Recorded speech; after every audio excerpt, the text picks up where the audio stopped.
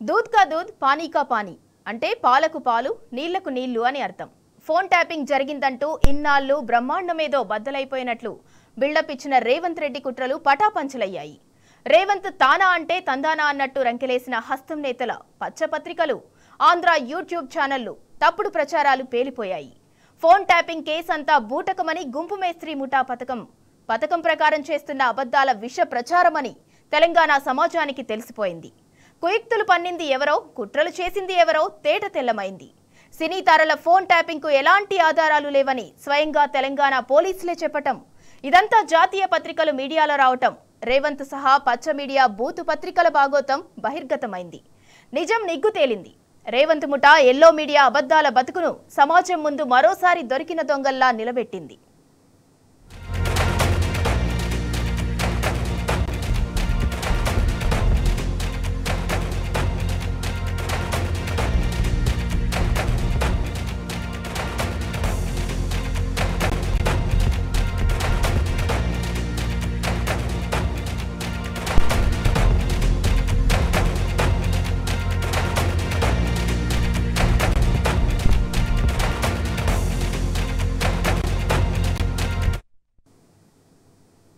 Jubilee Hills palace వేదికగా గుంపు మేస్త్రి గ్యాంగ్ ఫోన్ ట్యాపింగ్ అంటూ ఇన్నాళ్ళు కాలకూట విషం చిమ్మింది.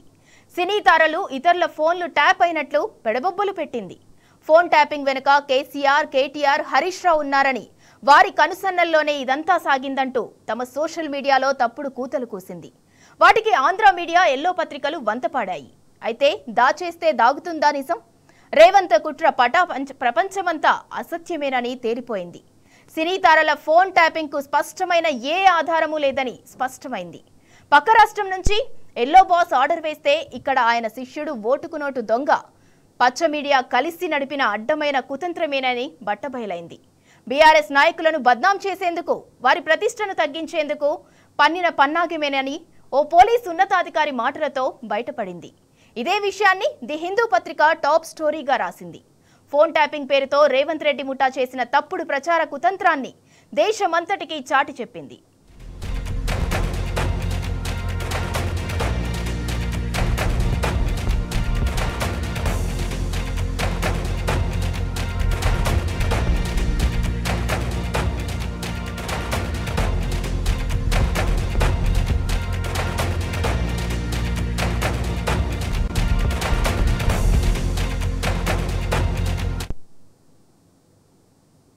సినీ తారల ఫోన్ ట్యాపింగ్ పై ప్రముఖ ఇంగ్లీష్ దినపత్రిక ది హిందూ ఓ సంచలన కథనం రాసింది. రాష్ట్ర పోలీసు ఉన్నతాధికారులను కోట్ చేస్తూ రాసిన సెన్సేషనల్ స్టోరీతో తెలంగాణ పోలీసు ఉన్నతాధికారుల్లో చలనం వచ్చింది. దీంతో సెలబ్రిటీల ఫోన్లు ట్యాప్ అయ్యాయనటానికి ఎలాంటి ఆధారాలు లేవని తెలంగాణ పోలీసులు హిందూ కరెస్పాండెంట్ కు స్పష్టం చేశారు. అసలు హీరోయిన్ల ఫోన్లు ట్యాప్ కానే కాలేదని వారు తేల్చి చెప్పారు. సినీ తారలకు సంబంధించిన ఫోన్లు ట్యాప్ అయినట్లుగా జరుగుతున్న ప్రచారమంతా మీడియా హడావిడేనని, దానికి ఏ ఆధారమూ లేదని క్లిస్టర్ క్లియర్ గా చెప్పేశారు.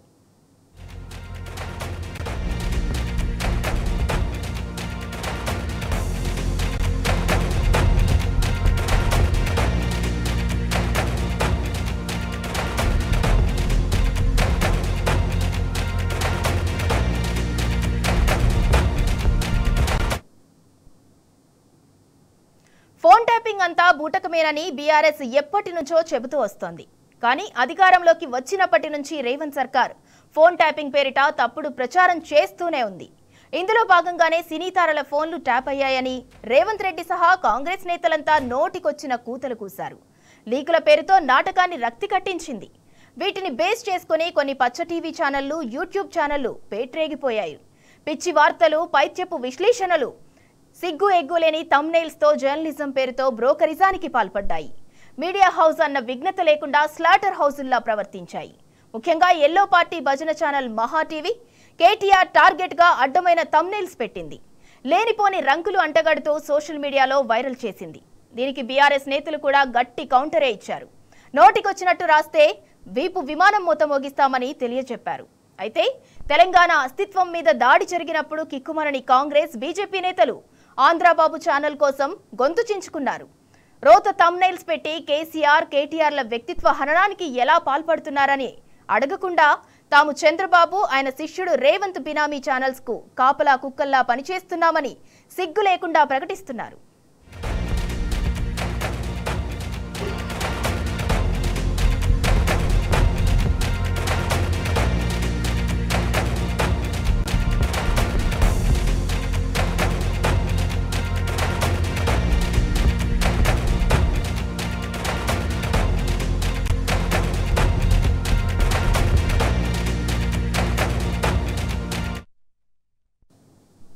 ప్యాకేజీ స్టార్ గుంపు మేస్త్రి సీఎం సీటునైతే పేసీఎం పద్ధతిలో దక్కించుకున్నారు. కానీ పాలన దగ్గరకు వచ్చేసరికి చేతులెత్తేశాడు. బీజేపీతో కుమ్మక్కై తన అసమర్థతను దాచిపెట్టే ప్రయత్నం చేశాడు. అయితే అడుగడుగునా నిలదీసిన బీఆర్ఎస్ దాటికి రేవంత్ చేతగానితనం ప్రజలందరికీ అవగతమైంది. అటు అసెంబ్లీలో ఇటు బయట కూడా రేవంత్ ను బీఆర్ఎస్ వర్కింగ్ ప్రెసిడెంట్ కేటీఆర్ ఉతికారేశారు. దీంతో కేటీఆర్ ను ఎదుర్కోలేక దొంగదెబ్బ కొట్టాలని ప్లాన్ చేశాడు రేవంత్. ఫోన్ ట్యాపింగ్ అంటూ పిచ్చి కూతులతో కేటీఆర్ వ్యక్తిత్వాన్ని హననం చేసే పన్నాగం అమలు చేశాడు.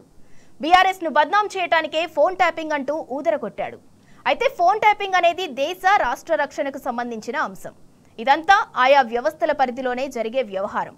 ఇందులో సీఎంకు మంత్రులకు ఏం సంబంధం ఉంటుంది? ఫోన్ ట్యాపింగ్ అనేది లీగల్ సెన్స్ లేని నాన్ సెన్స్. ఇలాంటి ఇల్లీగల్ వ్యవహారాలతో నాకు సంబంధం లేదు.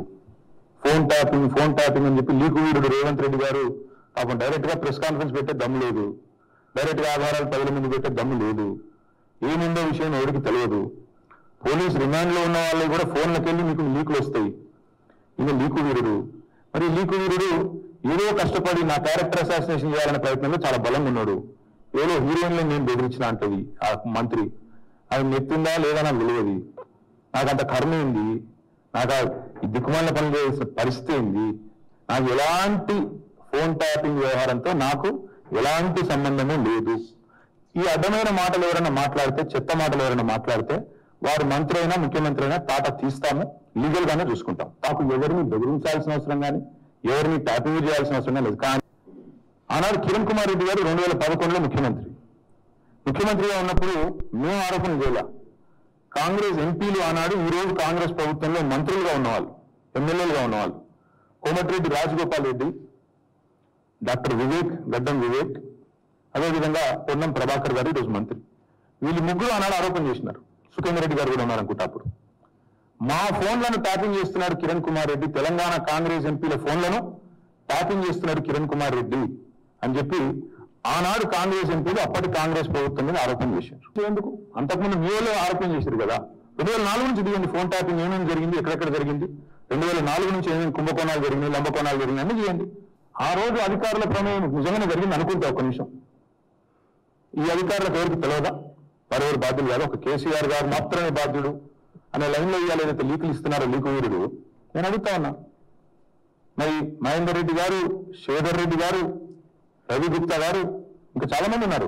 సజ్జనార్ గారు అన్నాడు ఎస్ఐబి చీఫ్, వీళ్ళందరూ ఉన్నారు. మరి అధికారులే మారలేదు కదా.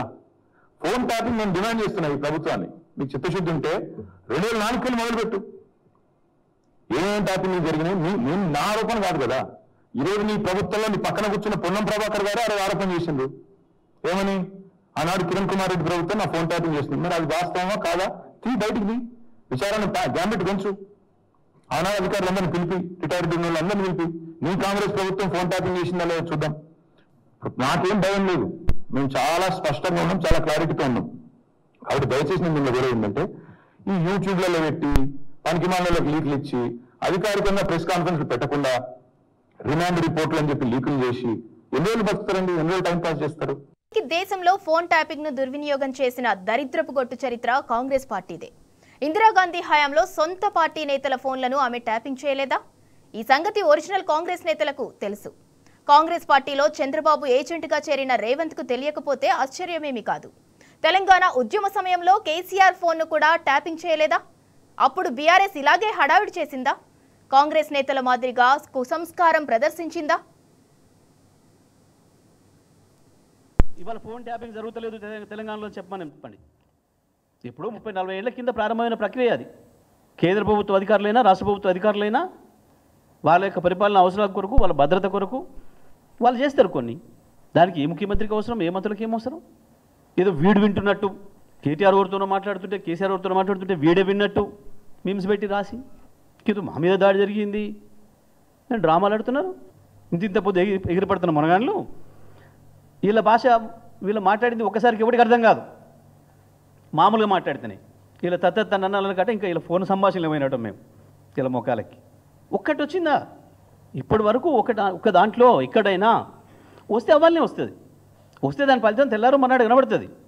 వాని ఫోన్ సంభాషణ ఏదైనా రహస్యంగా విని వాడిని ఆస్తి కాజేస్తానో, వాడిని ఇంకోటి చేస్తానో, లేదా వాని సమాచారం ఇంకొకరికైనా బయటకి ఇస్తానో, అట్లీస్ట్ వాడు చేసే తప్పుడు పని దొరకబడితేనన్నా మీరు నా ఫోన్ ట్యాప్ చేసి పట్టుకున్నారు అనొచ్చు. అవును, నన్ను పట్టుకున్నారు, నా ఫోన్ను ట్రాక్ చేసి పట్టుకున్నారు. తెలంగాణ ఉద్యమంలో నా మీద కూడా పనికిమాల కేసు పెట్టి నేను కర్ణాటకలో ఉంటే ఫోన్ ట్యాప్ చేసి పట్టుకున్నారు.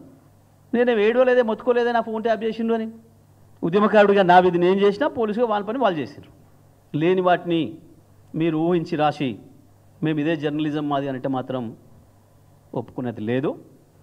మీ ఇష్టం వచ్చిన పద్ధతిలో దాడి చేస్తాం. లోపల ఏదో విచారణ జరుగుతుంటే ఏ విచారణ అధికారి చెప్పిన రాస్తున్నారు? నిన్న వాళ్ళు కూడా మళ్ళీ రోతరాతలు మొదలుపెట్టినారు. నిన్న ఇవాళ ఏ పోలీస్ అధికారి చెప్పిండు మీకు? ఎవరి పేరు ఏదో చెప్పినట్టు? ఏం జర్నలిజం అనాలి మన దీన్ని? అధికారంలో ఎవరున్నా పోలీస్ శాఖ వారికి ఇంటెలిజెన్స్ నివేదిక ఇస్తుంది. అది కేంద్ర హోంశాఖతో కలిసి తమదైన పద్ధతిలో సమాచార సేకరణ చేస్తుంది. రిపోర్ట్లోని విషయమే కీలకం తప్ప అది ఎలా తెచ్చారన్నది ప్రభుత్వ పెద్దలకు అనవసరం. ఇప్పుడు రేవంత్ రెడ్డికి కూడా సేమ్ టు సేమ్ నివేదికలు అందుతుంటాయి. మరి రేవంత్ రెడ్డి కూడా ఫోన్ ట్యాపింగ్ చేస్తున్నట్టే కదా? అసలు కాంగ్రెస్ నేతలే రేవంత్ రెడ్డి తమ ఫోన్లు ట్యాప్ చేస్తున్నాడని ఆరోపిస్తున్నారు కదా.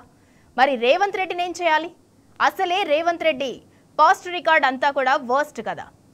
ఫోన్ ట్యాపింగ్ అంటూ చేసిన పిచ్చి హడావిడికి పోలీసులు పెట్టిన చెంపపెట్టుకు ఏ కాంగ్రెస్ నేత సమాధానం చెప్పగలడు? దిక్కుమాలిన ప్రచారం చేసిన రేవంత్ రెడ్డి సోషల్ మీడియాకు మరి ఇకనైనా సిగ్గొస్తుందా?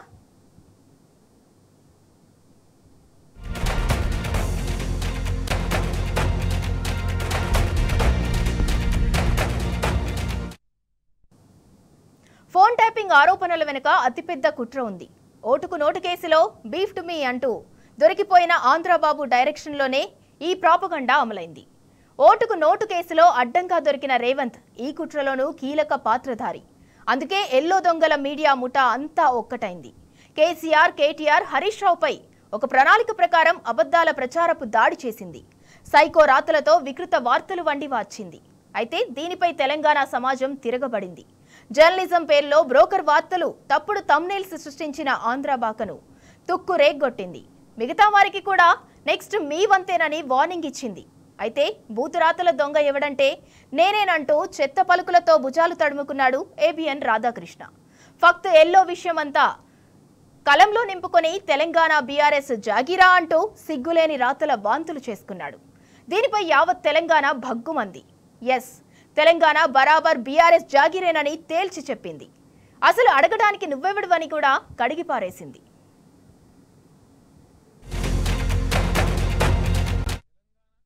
సభను ప్రోటెం స్పీకర్గా కూర్చున్న జానారెడ్డి గారిని, మంత్రివర్గ సభ్యులను, ప్రమాణ స్వీకారం చేసిన శాసనసభ్యుల బొమ్మలు చూపించుకుంటూ టూరింగ్ థియేటర్లో సినిమా చూసే మొహాలను మల్టీప్లెక్స్లో కూర్చుండబెట్టినట్టు ఉందట అధ్యక్ష.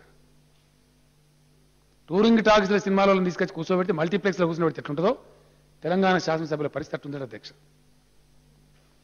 తెలంగాణ రాష్ట్రం అంటేనే ఒక ఈర్ష, ఒక అసూయ. ఈ రాష్ట్రం ఏర్పడేది అనే దీంతో ఒక న్యూనతాభావాన్ని కలిగించే ప్రయత్నం ఇక్కడ కొన్ని పత్రికలు చేస్తా ఉన్నాయి అధ్యక్ష. పని కట్టుకొని కొన్ని పేపర్లు, అందులో మరి ముఖ్యంగా ఆంధ్రజ్యోతి అనే పేపర్ అధ్యక్ష, ప్రతిరోజు విషయం కలుపుతా ఉంటాం. క్యాబినెట్ మీటింగ్లో నేను మంత్రులకు ఆదేశం ఇచ్చిన అధ్యక్ష, లూజ్ టంగ్ చేయకండి, కొత్త ప్రభుత్వం ఏర్పడడం, మనం మాట్లాడే విషయాలు బయట పోయి లూజ్గా చెప్పకుండా నిర్ణయాలు కావు, నిర్ణయాలు చేయాల్సి ఉంటుంది, don't be loose, don't make loose talk అని చెప్పి మంత్రులకు నేను ఆదేశం ఇచ్చిన అధ్యక్ష.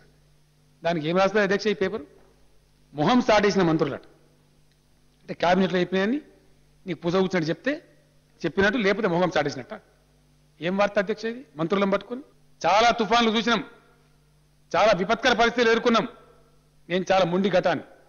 ఈ పిట్ట బెదిరింపులకు, ఈ లంగా ప్రచారాలకు ఎవరు భయపడేవాడు లేడు అధ్యక్ష.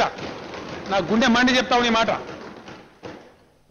ఏది చేసినా తట్టుకుంటాం, తగిన చర్యలు తీసుకుంటాం. ఈ రాష్ట్రాన్ని అద్భుతంగా భారతదేశంలో నిలబెట్టి చూపుతాం అధ్యక్ష. బీఆర్ఎస్ మీద విషం చిమ్మడం ఆర్కేకు ఉన్న పాత రోగమే. తెలంగాణ ఉద్యమంపై అనేక మార్లు కుట్ల రాతలు రాసిన నికృష్ట చరిత్ర ఆంధ్రజ్యోతిది. మా నీళ్లు మాకేనని తెలంగాణ బిడ్డలు ఉద్యమిస్తుంటే తెలంగాణకు నీళ్లెందుకని వార్తల విషం చిమ్మిన పసుపు పచ్చ నారపాము ఏబిఎన్ రాధాకృష్ణ. ఆ తర్వాత తెలంగాణ వస్తే తట్టుకోలేక తెలంగాణ తొలి అసెంబ్లీలో ఎమ్మెల్యేల ప్రమాణ స్వీకారంపై అతి హేయమైన రాతలు రాసింది కూడా ఆంధ్రజ్యోతి. అందుకే అప్పుడు తెలంగాణ తొలి ముఖ్యమంత్రి కేసీఆర్ అసెంబ్లీలోనే కర్రు కాల్చి వాత పెట్టారు. తెలంగాణలో ప్రసారాలను నిలిపివేసేలా అసెంబ్లీ మొత్తం తీర్మానం చేసింది. తెలంగాణ సమాజమంతా చీత్కరించిన ఆంధ్రజ్యోతికి సిగ్గురాలేదు. ఫోన్ ట్యాపింగ్ ఏదైనా మీకు పిచ్చి పట్టుకున్నది కానీ ముఖ్యమంత్రి gets reports from the intelligence department. వాడు ఎట్లా తీసుకొచ్చిన రిపోర్ట్ మాకెట తెలుస్తుంది, నాకు అర్థం కాదు. వాడు ట్యాపింగ్ చేసిండా, టూపింగ్ చేసిండా, డబ్బులు ఇచ్చిండా, ఇంకేదైనా రహస్య వ్యవస్థ పెట్టుకున్నా మాకు ఎందుకు తెలుస్తుంది? అదో ఇష్యూ అవా ఇంత silly? What is that non sense? నాకు అర్థం కదా. ఫోన్ ట్యాపింగ్ అదో పెద్ద ఫినాయిల్ పెట్టి నోలు కట్టుకునే పరిస్థితి తెస్తూ ఉన్నారు. ఎవడో కొందరు బాకాగాలు పని లేక ఫోన్ ట్యాపింగ్ తోకట ఏం ట్యాపింగ్ అయినా నాకు అర్థం కాదు. ఇలా ఈ ముఖ్యమంత్రి తరఫున ఇంటెలిజెన్స్ ట్యాపింగ్ చేస్తలేదా అండి? Do you say that? ప్రతి ప్రభుత్వానికి ప్రపంచంలో గూఢచార వ్యవస్థ లేని ప్రపంచమే ఉండదు, ప్రభుత్వమే ఉండదు. వాళ్ళు సమాచార సేకరణ చేసి ప్రభుత్వానికి ఇస్తారు. సాయంత్రానికో పొద్దున్న early morning, every morning intelligence comes and brief the chief minister. No minister is concerned with that. No chief అసలు కన్సర్న్ ఉండదు. We are only concerned with the reports given by the intelligence. The way they brought the report, we don't know. That is purely internal matter of the police department. And ఇంకోటి అండి అదేదో మీరు పెద్ద భ్రమలో ఉన్నారు. పోలీసులు ఎప్పుడు ఫోన్ ట్యాపింగ్ చేసినా బాజాప్తాగా టెలిగ్రాఫ్ యాక్ట్ ప్రకారం 1869 టెలిగ్రాఫ్ యాక్ట్ ప్రకారం బాజాప్తా రాష్ట్ర హోమ్ సెక్రటరీ పర్మిషన్ తీసుకొని చేస్తారు. పర్మిషన్ లేకుండా చెయ్యరు. ఇది ఇంగితమైన ప్రతి ఒక్కరికి తెలుసు. తర్వాత తీసుకున్న దాన్ని డిమాలిజ్ చేయొచ్చని కూడా ఉంది ఆ చట్టంలో. ఒక నిర్ణీత వ్యవధి తర్వాత వాళ్ళు సేకరించిన సమాచారాన్ని డిమాలిజ్ చేయొచ్చని కూడా అదే యాక్ట్లో ఉంది. ఇది తెలియకుండా అదేదో పెద్ద భయంకరమైన వ్యవహారం అన్నట్టు, దానిలో ఏదో తోకమట్టం ఏదో కొండందో వెలకబట్టుకున్నాం అన్నట్టు, ఏమి బట్టి ట్రాష్ గ్యాస్ దాంతో ఏం అయ్యేది.